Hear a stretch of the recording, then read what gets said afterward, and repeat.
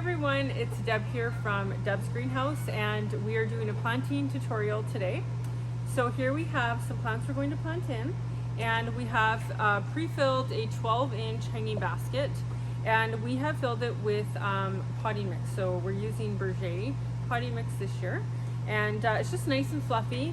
We pre-wet it, and the little green beads you see are fertilizer. We put it on top so that we can be sure that we've added it to this pot. So the plants we're planting today, we're planting 6 Calibrachoa. So each of these big plugs here have 3 Calibrachoa each. And the colors are our Autumn Colours mixed in the red, yellow, and orange. So for these guys, because we want this basket to be really full and a nice full circle and spilling over, we're going to plant them very close together in the center. So we're just going to make a hole here on each side with our fingers and plunk this in.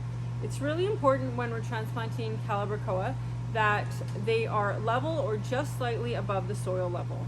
Calibrachoa are a plant that do not like extra soil on their stems. So if you're transplanting Calibrachoa at home, usually you would buy it in about a 3.5 or 4 inch pot.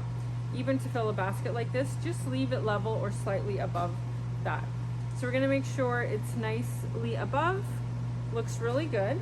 And then we attach our hangers.